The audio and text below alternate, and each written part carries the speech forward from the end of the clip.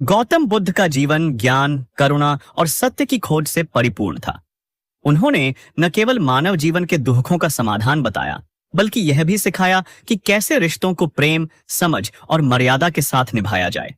इस कहानी में हम एक ऐसे प्रसंग को जानेंगे जिसमें एक स्त्री गौतम बुद्ध के पास आई और उसने पूछा, हे तथागत, स्त्रियां किस प्रकार के पुरुषों को पसंद करती हैं? इस सवाल से न केवल स्त्री पुरुष संबंधों की सच्ची समझ मिलती है, बल्कि यह भी स्पष्ट होता है कि पुरुषों में कौन सी 7 आदतें स्त्रियों को सबसे अधिक आकर्षित करती हैं। अगर चैनल पर पहली बार आए हैं तो जल्दी से सब्सक्राइब करें और लाइक करें। जय बुद्धा। प्रारंभ। एक स्त्री की जिज्ञासा। राजगृह नगरी के विहार में एक बार गौतम बुद्ध ध्यान में लीन थे। उस समय दूर गांव से एक विदुषी स्त्री उनके पास आई, जिसका नाम सुमेधा था। वह स्वभाव से सरल परंतु विचारों में तेज थी। उसने हाथ जोड़कर कहा, हे भगवान, मैं जीवन में किसी ऐसे पुरुष के साथ विवाह करना चाहती हूं जो न केवल मेरा साथी हो बल्कि मेरी आत्मा को भी समझे। कृपया बताइए, ऐसा पुरुष किन गुणों से पहचाना जाता है और स्त्रियों को किन आदतों वाले पुरुष अधिक प्रिय होते हैं? बुद्ध मुस्कुराए।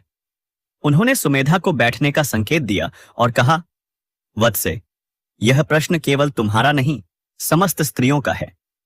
आज मैं तुम्हें 7 ऐसे गुणों की कथा सुनाता हूं जो पुरुष में हो तो स्त्रियों को वह अत्यंत प्रिय होता है। ध्यानपूर्वक सुनो।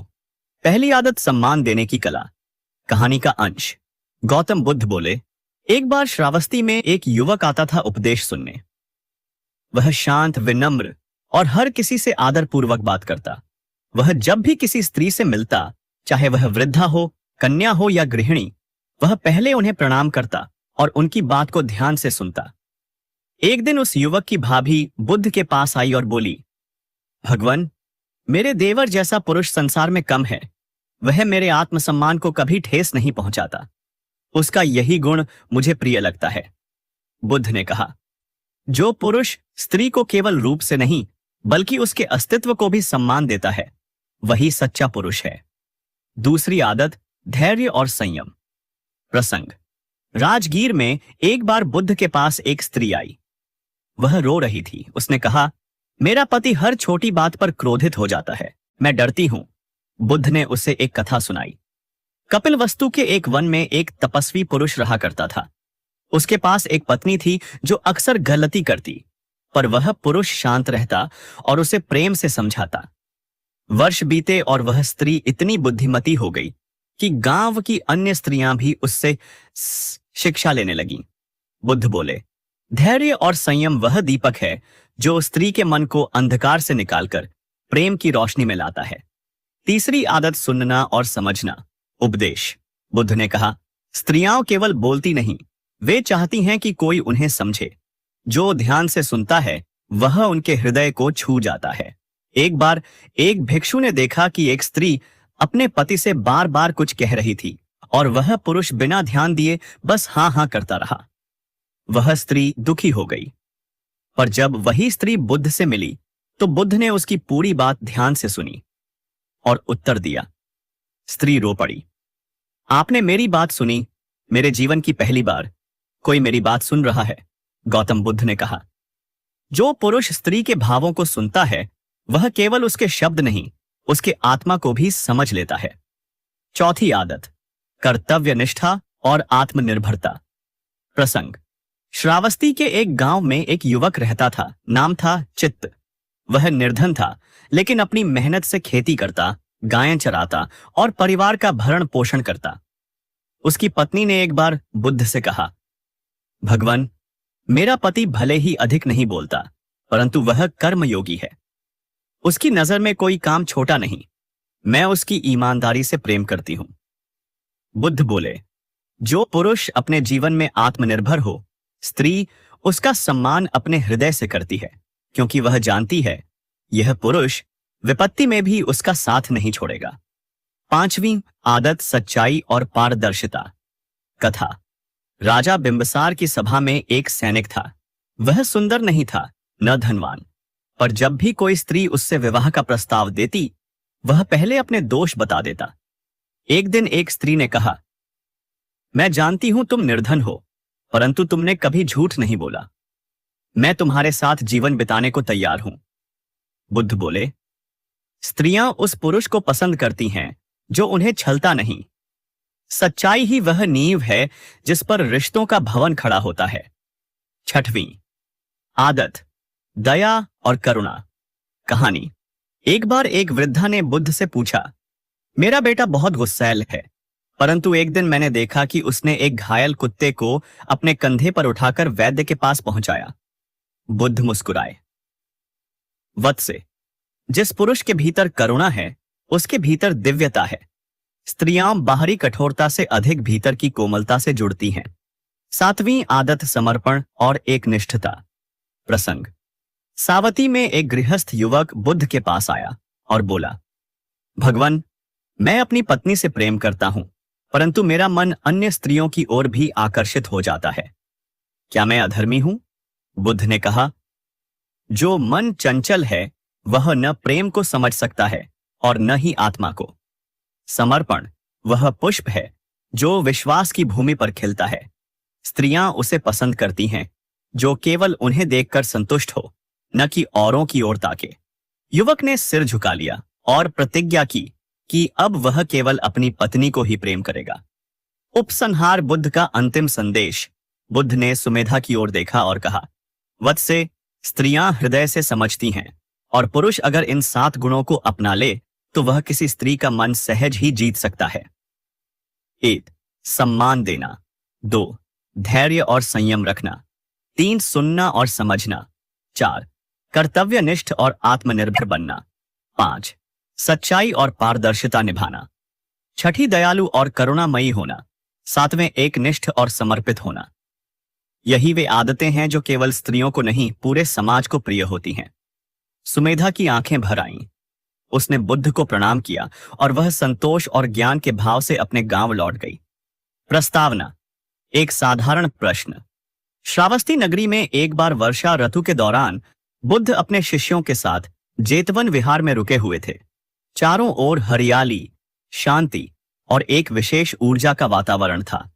दूर दूर से लोग उनके पास आकर ज्ञान प्राप्त करते, प्रश्न पूछते और अपने जीवन को दिशा देने वाली बातें सीखते। एक दिन एक स्त्री जिसका नाम सुवर्णा था बुद्ध के पास आई। उसके चेहरे पर संताप के भाव थे, आंखों में असंतोष और मन में एक गहरी बेचैनी। उसने बुद्ध के चरणों में गिरते हुए कहा, हे तथागत, मैंने अपने पति को सब कुछ दिया, प्रेम, सेवा, समर्पण, परंतु वह मुझे कभी नहीं समझ सका। मैंने उसे बार बार कहा कि मुझे अकेलापन महसूस होता है, पर वह हंसकर टाल देता है। क्या मेरा जीवन व्यर्थ है? बुद्ध ने उसकी ओर देखा, शांत दृष्टि से, फिर धीरे से बोले, वत्से, केवल सुन लेना समझना नहीं होता। यही भेद तुम्हारे प्रश्न का उत्तर है। आओ, मैं तुम्हें एक कहानी सुनाता हूं। अध्याय 1। राजकुमार की चुप्पी। बहुत समय पहले कपिलवस्तु में एक राजकुमार रहता था। उसका नाम अनुपम था। वह बुद्धिमान था, शास्त्रों का ज्ञाता था और युद्ध कला में निपुण। उसके पिता राजा चाहते थे कि वह शीघ्र विवाह कर ले ताकि वंश आगे बढ़ सके। राजा ने अनुपम का विवाह एक सुंदर और गुणी कन्या प्रियंका से करवा दिया। विवाह के कुछ दिन तक सब कुछ ठीक चला, परंतु जल्द ही प्रियंका को लगने लगा कि अनुपम उससे दूर रहता है। वह उसकी बातें नहीं सुनता, उसकी भावनाओं को नहीं समझता। वह जो भी कहती, मन और समय पास और झाती, अनुपम सिर हिलाकर या संक्षिप्त उत्तर देकर चुप हो जाता। कभी कभी वह मुस्कुरा देता, पर उसके उत्तरों में गहराई नहीं होती। प्रियंका ने कई बार कहा, स्वामी, क्या आप मेरी बातों को सुनते नहीं? अनुपम हंसकर कहता, तुम बहुत बात करती हो प्रियंका। प्रियंका चुप हो जाती, पर भीतर ही भीतर वह टूटती रही। अध्याय 2। एक साधु की कुटिया। एक दिन प्रियंका को ज्ञात हुआ कि श्रावस्ती में एक महान संत आए हैं, गौतम बुद्ध। उसने अपने पति से कहा, चलो चलकर उनसे मिलते हैं, शायद वे हमें कुछ सिखा सकें। अनुपम ने ठंडी सांस लेते हुए कहा, क्या वे भी वही बातें करेंगे जो तुम रोज करती हो? प्रियंका ने कुछ नहीं कहा, बस अकेली ही चल दी। वह बुद्ध के पास पहुंची। वहां लोगों की भीड़ थी, पर बुद्ध की उपस्थिति इतनी शांत थी कि उसे लगा मानो समय थम गया हो। वह बुद्ध के चरणों में बैठ गई और कहा, भगवान, क्या कोई ऐसा पुरुष भी हो सकता है जो वह अपनी पत्नी की बात सुनता ही न हो, लेकिन कहे कि वह प्रेम करता है? बुद्ध मुस्कुराए और बोले, वत्से, प्रेम केवल शब्द नहीं, वह एक भाव है। और सुनना केवल कानों से नहीं होता, वह हृदय से होता है। चलो, मैं तुम्हें एक और कथा सुनाता हूं। अध्याय 3। वन की स्त्री और जंगली बाघ। बहुत वर्षों पहले एक घना जंगल था।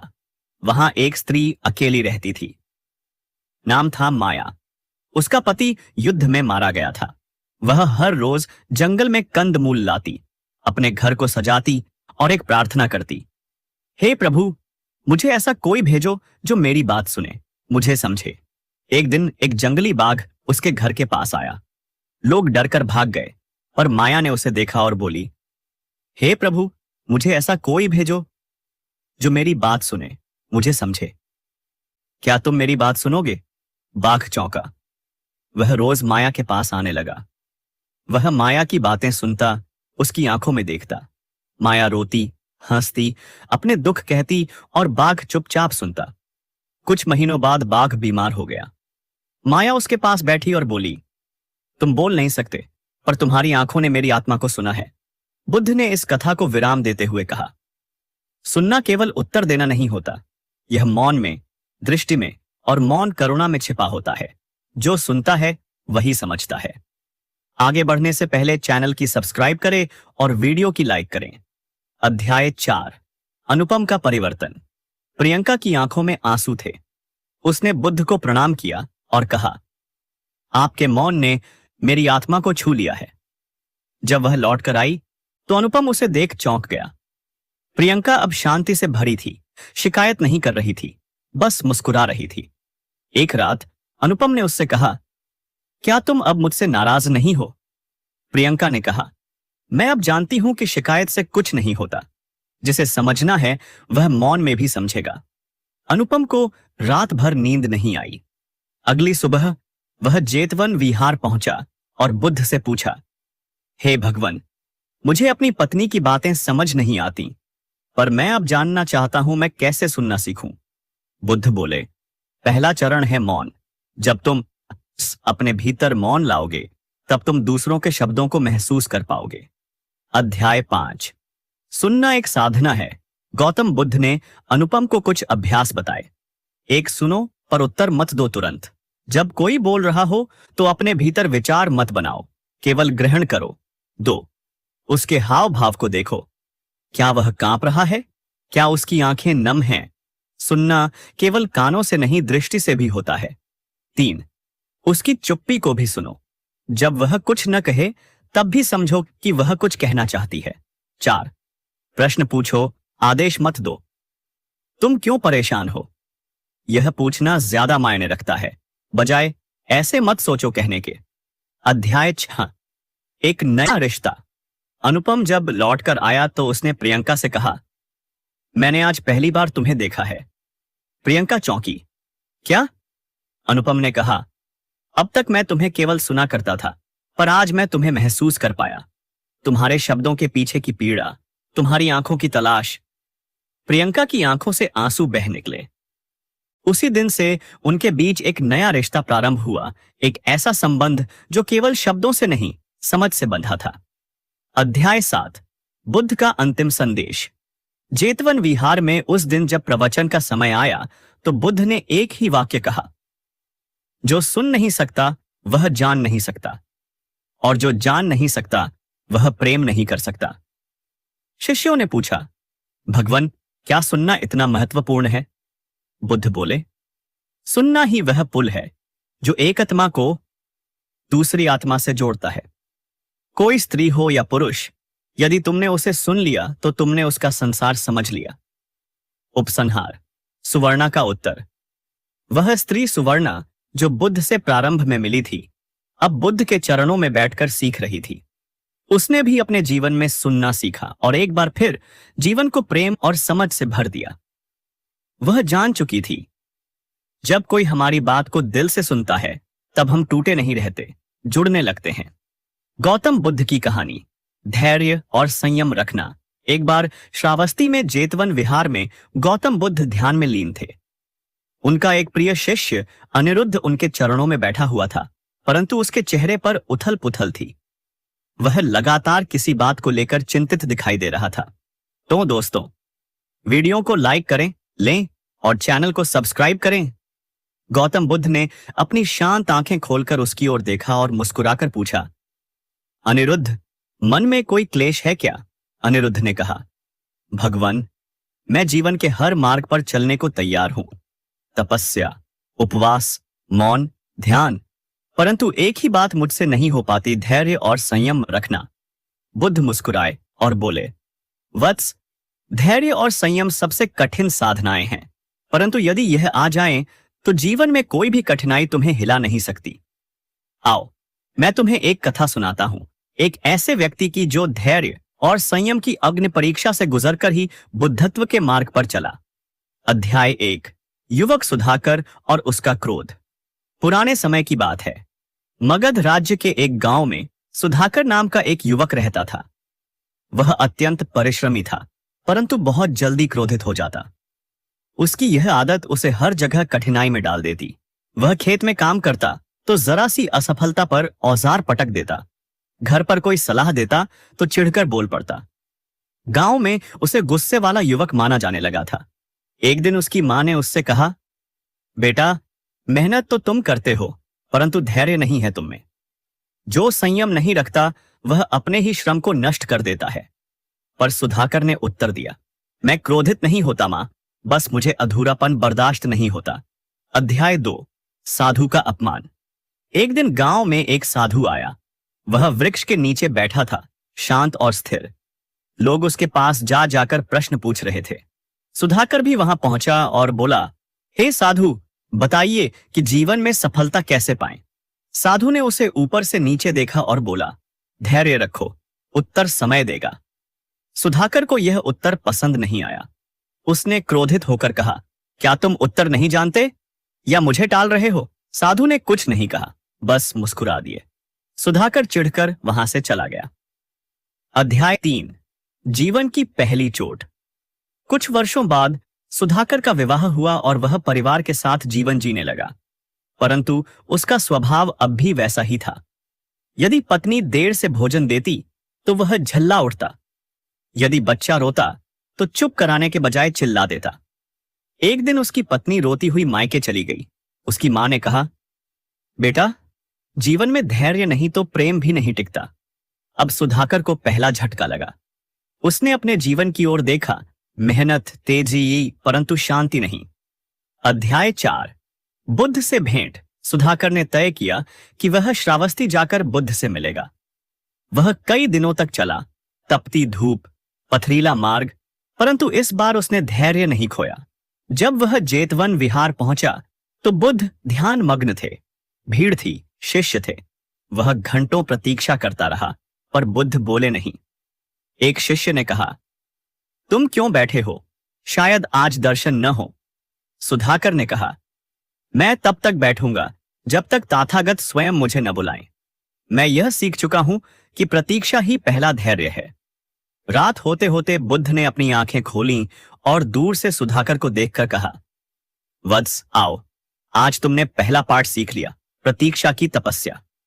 अध्याय 5, बुद्ध की शिक्षा, संयम के 4 चरण।